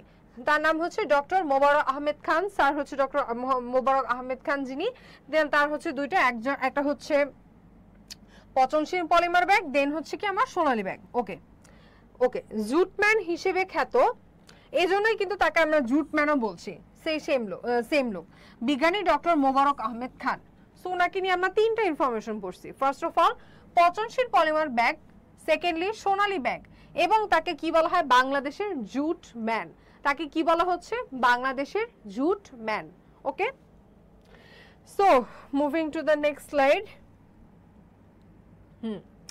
চা, চা, ঠিক আছে। চা ছাড়া কিন্তু আমরা যারা অনেকে আছি, চা ছাড়া হচ্ছে চলেই না।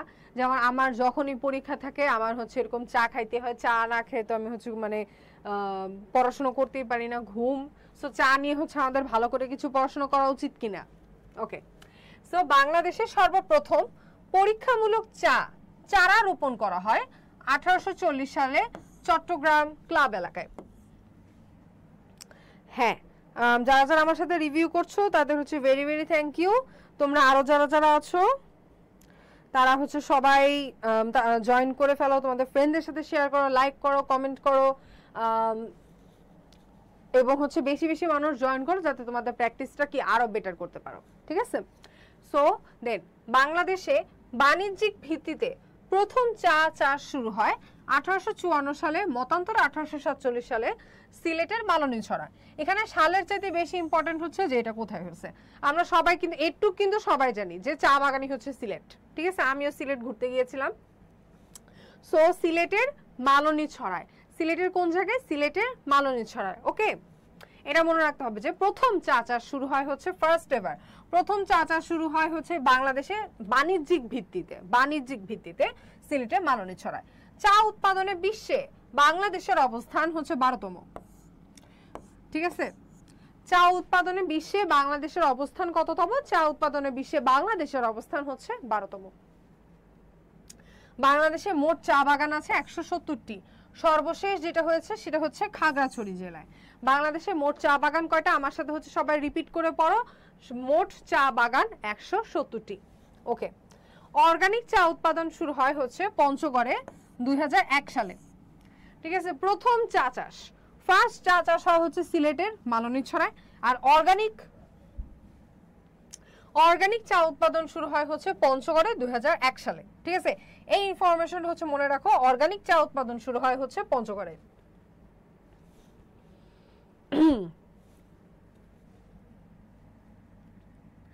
টি মিউজিয়াম বা চা জাদুঘর অবস্থিত। টি মিউজিয়াম বা চা জাদুঘর উপস্থিত, যেহেতু সিলেট থেকে এটা শুরু, সো অবশ্যই সিলেটের একটা জায়গা। তা হচ্ছে মৌলভীবাজারে শ্রীমঙ্গলে 2009 সালে, ঠিক আছে। মৌলভীবাজারে শ্রীমঙ্গলে 2009 সালে। সবাই কি ঠিকঠাক শুনতে পাচ্ছ? আমাকে হচ্ছে একটু কমেন্টে জানিও।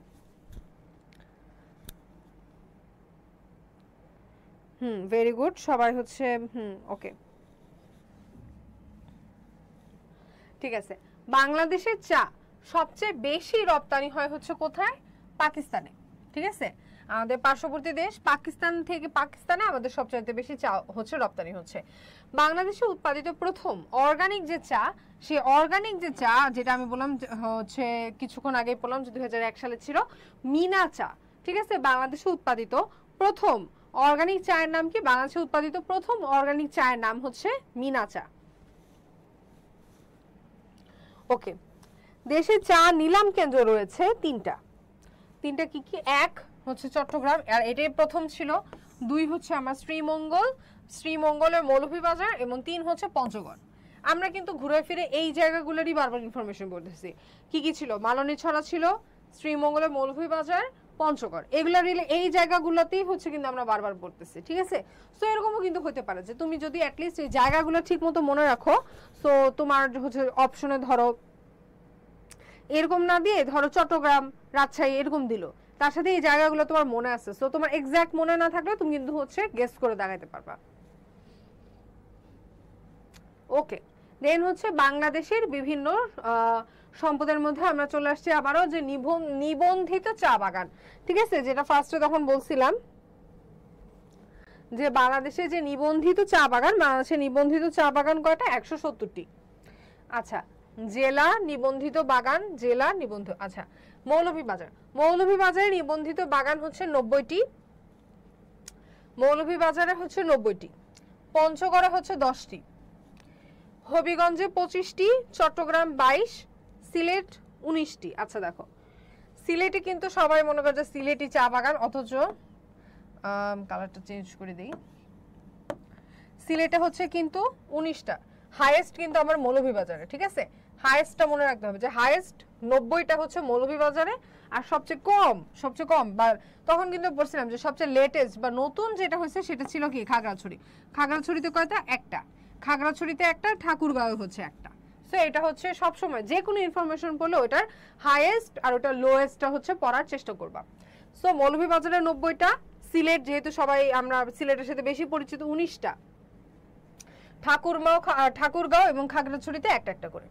আচ্ছা নেক্সট, দেন হচ্ছে আলু, বাংলায় আলু চাষের বিস্তার লাভ করে হচ্ছে ব্রিটিশ ওয়ারেন হেস্টিং এর উদ্যোগে। কার উদ্যোগে বাংলায় হচ্ছে আলু চাষের বিস্তার লাভ করে? ওয়ারেন হেস্টিংস, ঠিক আছে, ওয়ারেন হেস্টিং এর উদ্যোগে। সো এটা হচ্ছে ব্রিটিশ আমল থেকে আমাদের এখানে আসছে। বাংলাদেশে চাষকৃত আলু আনা হয়েছে নেদারল্যান্ডস থেকে। বর্তমানে আলু উৎপাদনে বিশ্বে বাংলাদেশের অবস্থান 7ম।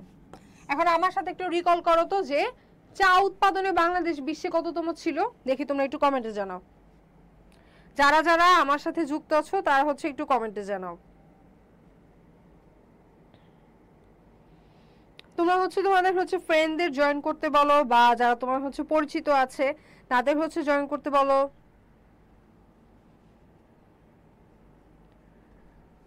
হ্যাঁ আচ্ছা, সো বাংলাদেশ চা উৎপাদনে হচ্ছে কততম ছিল? বাংলাদেশ চা উৎপাদনে ছিল 12তম, আর এখানে আলু উৎপাদনে বিশ্বে বাংলাদেশের অবস্থান কত? 7ম। আচ্ছা, আলু উৎপাদন ও সংরক্ষণের জন্য বিখ্যাত যে জেলা সেটা হচ্ছে কি? রংপুর, ঠিক আছে। আচ্ছা, রাবার, বাংলাদেশে প্রথম রাবার উৎপাদন হয় হচ্ছে রামু, কক্সবাজার 1961 সালে। রামু রাবার চাষে হচ্ছে বিখ্যাত। দেখো রাবার, রামু, এই জিনিসটা কিন্তু এভাবে সিঙ্ক করে পড়া যায় যে রাবার, রামু। ওকে, বাংলাদেশে বেশি রাবার উৎপাদন হয় হচ্ছে সিলেটে, চট্টগ্রাম ও কক্সবাজার জেলায়। এখানেও কিন্তু 3টা আছে, সো এটার সাথে দেখবা যে অন্য একটা অপশন দিয়ে দিচ্ছে, সো এটা মনে রাখতে হবে যে বাংলাদেশে বেশি রাবার উৎপাদন হয় সিলেট, চট্টগ্রাম, কক্সবাজার। বাংলাদেশে রাবার বাগান রয়েছে হচ্ছে টোটাল 17টি। বাংলাদেশে রাবার জোন হিসেবে বিখ্যাত সেটা হচ্ছে বাইশারি, বান্দরবান। দেখো বাংলাদেশে বেশি রাবার উৎপাদন হয় সেখানে দাও এই 3টা, কিন্তু রাবার জোন কিন্তু আবার আলাদা জায়গা, সেটা হচ্ছে কি আমার বান্দরবান। রাবার জোন হচ্ছে বাইশারি, বান্দরবান, ঠিক আছে, বাইশারি, বান্দরবান। ওকে, হ্যাঁ, আলু উৎপাদনে 7ম, চা উৎপাদনে সাবরিনা বলেছিল 12। Good, very good. সো রেশম, সবচেয়ে বেশি রেশম উৎপন্ন হয় হচ্ছে আমার চাঁপাইনবাবগঞ্জে। সিল্ক সিটি বলা হয় রাজশাহীকে, এটা কিন্তু খুবই ইম্পর্টেন্ট হচ্ছে একটা ইনফরমেশন যে সিল্ক সিটিও হচ্ছে বলা হয় হচ্ছে বাংলাদেশের রাজশাহীকে, বা রাজশাহী সিল্ক। রেশম চাষকে বলা হয় হচ্ছে সেরিকালচার। এটা কিন্তু একটা ইম্পর্টেন্ট হচ্ছে কোয়েশ্চেন যে রেশম চাষকে হচ্ছে এটার যে হচ্ছে সায়েন্টিফিক যে টার্ম সেটা হচ্ছে আমার সেরিকালচার। সর্বপ্রথম রেশম উদ্ভাবিত হয় হচ্ছে চীনে, আর রেশম থেকে উৎপাদিত জনপ্রিয় শাড়ি হচ্ছে গরদ। ওকে, দেন আচ্ছা, জয়কলির বই নিয়ে তো হচ্ছে ফার্স্ট হচ্ছে যেটা বললাম যে তোমাকে সব সময় কি করতে হবে, একটা প্র্যাকটিসের মধ্যে থাকতে হবে। তুমি একটা টপিক পড়তেছো, যেখানে কিন্তু জয়গলিতে প্রত্যেকটা হচ্ছে যে প্র্যাকটিসগুলা বা মেডি হচ্ছে বায়োলজি, মেডি জিকে, সেখানে কিন্তু অধ্যায় ভিত্তিক থাকে। যে তুমি বায়োলজির একটা চ্যাপ্টার পড়তেছো সেই অনুযায়ী হচ্ছে এখানে এমসিকিউ গুলো থাকতেছে। সো তুমি একটা চ্যাপ্টার যখন পড়লা তার সাথে হচ্ছে তুমি জয়কলির বই থেকে তোমার ওই হচ্ছে যে অধ্যায়টা হচ্ছে রিভিউ করে নিচ্ছ, প্র্যাকটিস করে নিচ্ছ। এতে হবে কি তোমার যে প্রিপারেশনটা, সেই তোমার প্রস্তুতিটা হবে কি একদম কমপ্লিট হচ্ছে প্রিপারেশন। ঠিক আছে? এন্ড হচ্ছে আবারও বলছি যে মেডিকেল সেট থেকে হচ্ছে যে প্রশ্ন যে কমনের ডেটা দেখো প্রত্যেক বছরেই কিন্তু অ্যাটলিস্ট 95 প্লাস হচ্ছে কমন পড়ে গিয়েছে। সো এই বইগুলো থেকে যদি তুমি প্র্যাকটিস করো তোমার মেডিকেলের যে হচ্ছে চান্স পাওয়ার যে সম্ভাবনা সেটা কিন্তু অনেক হারে হচ্ছে বেড়ে যাচ্ছে। ওকে, উত্তরবঙ্গের আমরা আবারও হচ্ছে আমাদের হচ্ছে কোয়েশ্চেন সেকশনে চলে আসছি যে উত্তরবঙ্গের কোন জেলায় চা বাগান আছে। ঠিক আছে, সো সবাই হচ্ছে এটা অ্যান্সার করে ফেলো। উত্তরবঙ্গের কোন জেলায় চা বাগান আছে? উত্তরবঙ্গের কোন জেলায়? হ্যাঁ, আর্টস হোক কমার্স হোক সবাই হচ্ছে জয়েন করতে পারো। সবাইকে হচ্ছে আমি ইনভাইট করছি, সবাই জয়েন করো। এখন কিন্তু আমরা আবার হচ্ছে আমাদের প্র্যাকটিস সেশনে চলে আসছি কোয়েশ্চেন অ্যান্সার গুলোতে। সবাই এটা একটু তাড়াতাড়ি হচ্ছে কোয়েশ্চেন অ্যান্সার করে ফেলো যে উত্তরবঙ্গের কোন জেলায় চা বাগান আছে।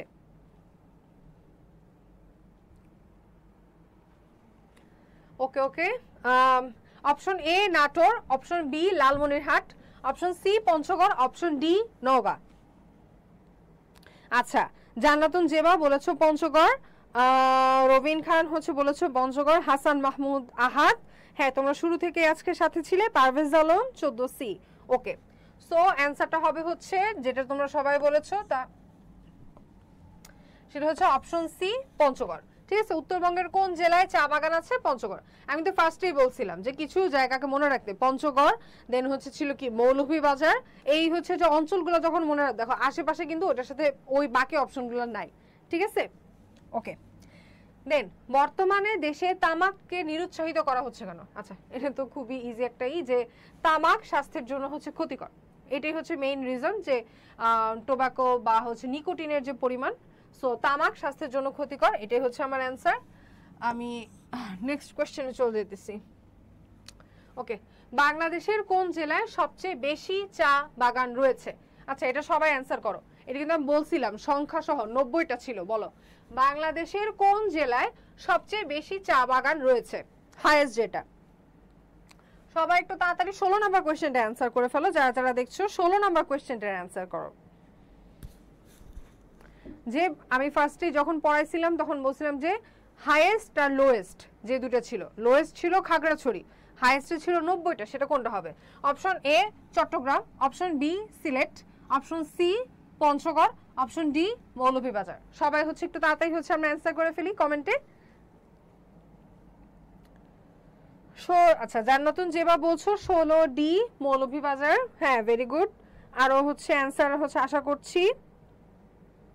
ওকে, সো বাংলাদেশের কোন জেলায় সবচেয়ে বেশি চা বাগান রয়েছে? এটা হচ্ছে ছিল অ্যান্সার, মৌলভীবাজারে 90টি ছিল। ওকে, নেক্সট কোয়েশ্চেন, বাংলাদেশে জুম চাষ কোথায় হয়? বাংলাদেশে জুম চাষ কোথায় হয়? বান্দরবান, ময়মনসিংহ, রাজশাহী, দিনাজপুর। বান্দরবান, ময়মনসিংহ, রাজশাহী, দিনাজপুর। সবাই আমরা 17 নম্বর কোয়েশ্চেনটাতে চলে যাচ্ছি। 17 নম্বর কোয়েশ্চেনের অ্যান্সারটা সবাই একটু তাড়াতাড়ি করে ফেলো, যে বাংলাদেশে জুম চাষ কোথায় হয়? বান্দরবান, ময়মনসিংহ, রাজশাহী, দিনাজপুর।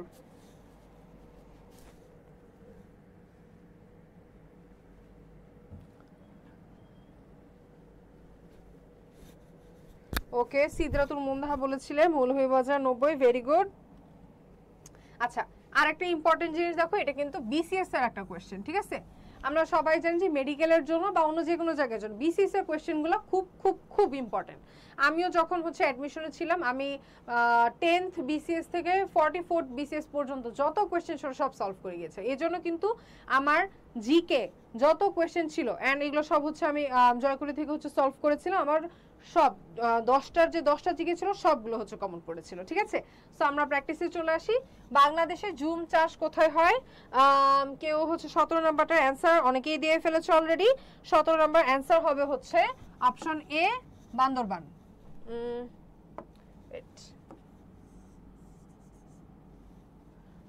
আচ্ছা, এটাতে দেব। ঠিক আছে, অপশন এ বান্দরবান। বাংলাদেশে জুম চাষ কোথায় হচ্ছে? বান্দরবান। ওকে, নিম্নোক্ত কোন সালে কৃষি শুমারি অনুষ্ঠিত হয়নি? ঠিক আছে, এটাও কিন্তু একটা নেগেটিভ কোয়েশ্চেন, যে কোন সালে কৃষি শুমারি হয়নি। Option A 1977, option B 2008, option C 2015, option D 2019। এবং এটা আবারও হচ্ছে কি একটা বিসিএস এর কোয়েশ্চেন, 43rd বিসিএস এর কোয়েশ্চেন। ঠিক আছে, সবাই একটু তাড়াতাড়ি হচ্ছে আমরা অ্যান্সার করে ফেলি। Option A 1977, option B 2008, option C 2015 এবং অপশন ডি হচ্ছে 2019। ঠিক আছে, সবাই আমরা অ্যান্সার করে ফেলি। হ্যাঁ, রিয়াজুল বলেছিলে Bandarban, good, very good. Angel Afrin, আচ্ছা জিজ্ঞেস করেছো আমি কোথায় পড়ি, আমি হচ্ছে এখন কারেন্টলি আছি ঢাকা মেডিকেল কলেজে 3rd ইয়ারে।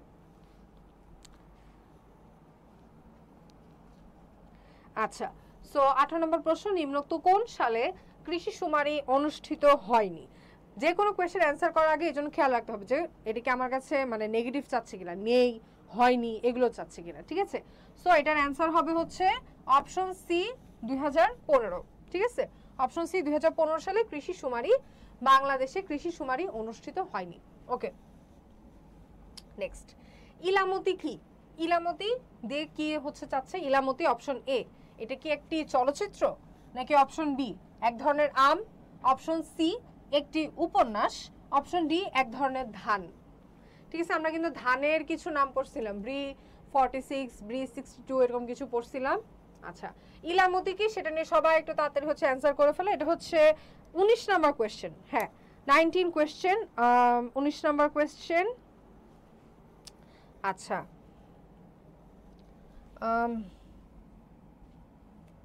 হ্যাঁ 18 নিয়ে হচ্ছে অনেকে এখনো কমেন্ট করছো। 18 কিন্তু অ্যান্সার ছিল হচ্ছে সি 2015 সাল। ঠিক আছে, 18 নাম্বারটার অ্যান্সার ছিল 2015। হ্যাঁ, জান্নাতুল ফেরদৌস বলেছো 2015। আচ্ছা, সবে 19-এর একটু অ্যান্সার করে ফেলো তাড়াতাড়ি, আমাদের অলরেডি অনেক টাইম হয়ে গেছে, 1 ঘন্টা 10 মিনিট আই গেস। সো হচ্ছে ইলামতি কি হবে? একটি চলচ্চিত্র, এক ধরনের আম, উপন্যাস, নাকি এক ধরনের ধান? আচ্ছা, 19 প্রীতি ঘোষ বলেছো যে 19 ডি এক ধরনের ধান। ঠিক আছে, আমি হচ্ছে এটার অ্যান্সার করে দিচ্ছি। অ্যান্সারটা হচ্ছে এটা হচ্ছে এক ধরনের আম। ঠিক আছে, এটা হচ্ছে অপশন বি এক ধরনের আম। ইলামতি হচ্ছে অপশন বি এক ধরনের আম। Okay okay, moving to the next question now. বাংলাদেশের কয়টি জেলার সাথে সুন্দরবন সংযুক্ত আছে? কয়টি জেলার সাথে সুন্দরবন অ্যাটাচড আছে? অপশন এ 4টা, অপশন বি 5টা, অপশন সি হচ্ছে 6টি এবং অপশন ডি হচ্ছে 7টি। ঠিক আছে, এটাও সবাই একটু একটু তাড়াতাড়ি, সবাইকে আরো তাড়াতাড়ি হচ্ছে অ্যান্সার করতে হবে। দেখো, মেডিকেলে যখন তুমি পরীক্ষা দিবা, তোমার টোটাল হচ্ছে কত, 60টা কোয়েশ্চেন, সেটার জন্য তোমার কাছে সরি 100টা কোয়েশ্চেন, সেটার জন্য তোমার কাছে কতক্ষণ থাকবে? 1 ঘন্টা 60 মিনিট। সো 1 ঘন্টা মানে কি, আর 1 ঘন্টা তো তুমি অ্যান্সার করবে, তোমার 5 মিনিট 5 মিনিট, শুরুতে 5 মিনিট, লাস্টে 5 মিনিট থাকবে না। কিছু রিভিশনের জন্য, কিছু হচ্ছে রোল ফিল আপ করা, সব মিলে একটা এমসিকিউ এর জন্য কিন্তু তুমি কমপ্লিট 1 মিনিটও পাচ্ছ না। সো তোমাকে আরো অনেক ফাস্ট হচ্ছে অ্যান্সার করতে হবে। ঠিক আছে, তোমার অ্যান্সার করার যে স্পিড বাড়াতে হবে। ওকে, সো বাংলাদেশের কয়টি জেলার সাথে সুন্দরবন সংযুক্ত আছে? এ 4টি, বি 5টি, সি 6টি, ডি 7টি। সবাই অ্যান্সার করো। এটা হচ্ছে হ্যাঁ 20 number question. 20 number question Jannatul Ferdous বলেছো খ 5টি। ওকে, জান্নাতুন জেবা বলেছো বি 20 নাম্বার 5টা। ওকে, সিদরাতুল মুন্তাহা বলেছো হচ্ছে 5টি। ওকে, যারা যারা 5টি অ্যান্সার করছো তোমাদের সবার উত্তরই সঠিক। এটার অ্যান্সার হবে হচ্ছে অপশন বি 5টি। ঠিক আছে, এটা মনে রাখার একটা জিনিস দেখো, সুন্দরবন যে ওয়ার্ডটা, এই ওয়ার্ডটাকে যদি আমি ভাগ করি, এখানে দেখো 5টা আমি সিলেবল পাই। দেখো সু, এই 1 2 3 4 5। ঠিক আছে, সুন্দরবন ওয়ার্ডেই কিন্তু এরকম 5টা অংশ আছে। সো এটা কয়টা জায়গার সাথে সংযুক্ত? 5টা। এরকম কিছু জিনিস যদি মিলে মিলে তুমি পড়ো, তাহলে দেখবা যে তোমার ইনফরমেশনগুলো ভালো মনে থাকবে। ঠিক আছে, আমরা নেক্সট কোয়েশ্চেনে চলে যাচ্ছি। কোন জেলার মধ্যে সুন্দরবন নাই? এই মাত্র আমরা পড়ছি 5টার সাথে সংযুক্ত। ঠিক আছে, সো ওকে, হ্যাঁ 5টার সাথে হচ্ছে সংযুক্ত। সো কোনটা ওই 5টার মধ্যে ইনক্লুডেড না? ঠিক আছে, সো ফার্স্টে হচ্ছে আমার option A Satkhira, option B Barishal, option C Patuakhali এবং অপশন ডি হচ্ছে বাগেরহাট। ঠিক আছে, সবাই একটু হচ্ছে অ্যান্সার করে ফেলো। Option A Satkhira, option B Barishal, option C Patuakhali, option D Bagerhat.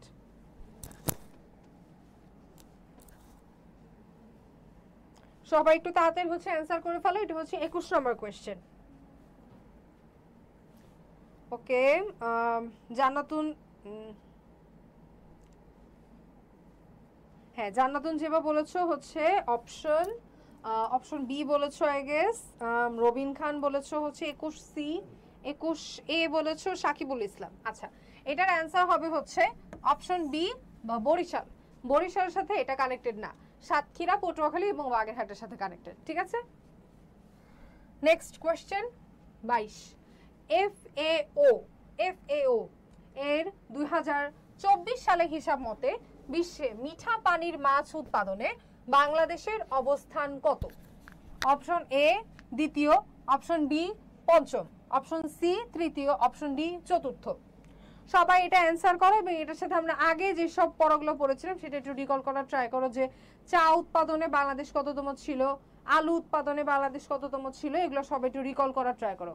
যে কোনো পড়া পড়লে আগেরটা হচ্ছে রিকল করা আমরা ট্রাই করবো। ঠিক আছে, সো ফার্স্টে এটা অ্যান্সার করো যে বিশ্বে মিঠা পানির মাছ উৎপাদনে বাংলাদেশের অবস্থান কত? অপশন এ দ্বিতীয়, অপশন বি পঞ্চম, সি তৃতীয় এবং ডি হচ্ছে চতুর্থ।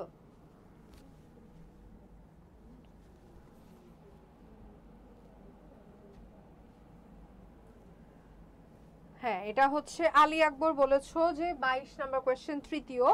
জানাতো ফেরদৌস বলছো 21 খ।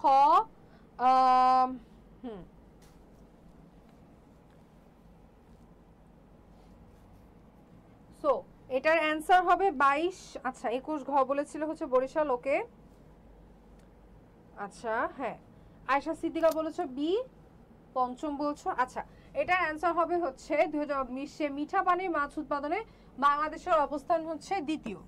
ঠিক আছে, বাংলাদেশের অবস্থান হচ্ছে দ্বিতীয়। ফার্স্ট হচ্ছে এখানে ভারত, আর থার্ড হচ্ছে এখানে চীন বা চায়না। ঠিক আছে, আচ্ছা আমরা এখন হচ্ছে নেক্সট কোয়েশ্চেনে চলে যাচ্ছি। বাংলাদেশের কোন জেলাটি কয়লা সমৃদ্ধ? ঠিক আছে, কয়লা সমৃদ্ধ। Option A Rajshahi, option B Chittagong, option C Sylhet এবং অপশন ডি হচ্ছে দিনাজপুর। ঠিক আছে, সবাই এটা হচ্ছে আমরা একটু তাড়াতাড়ি অ্যান্সার করার ট্রাই করি।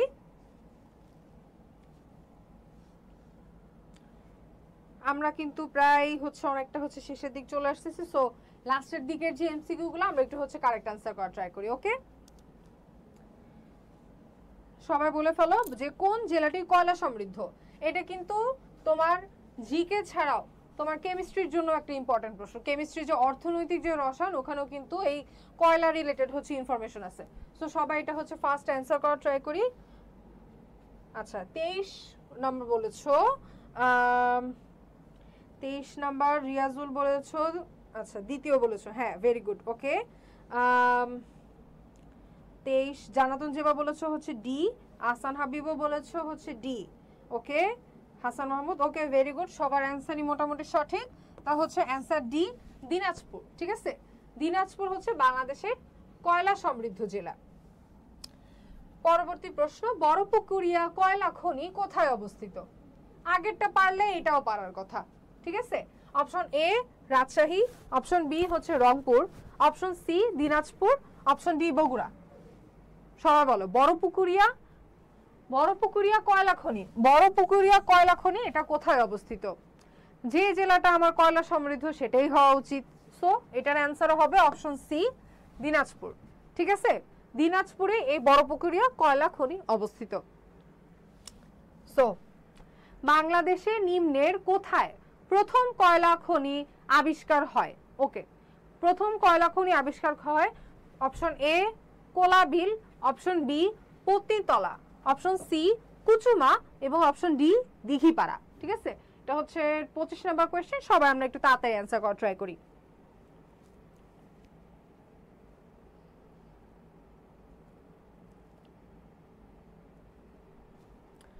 ওকে, সবাই হচ্ছে অনেকে অ্যান্সার করছো। এটা আমরা এখন হচ্ছে 25।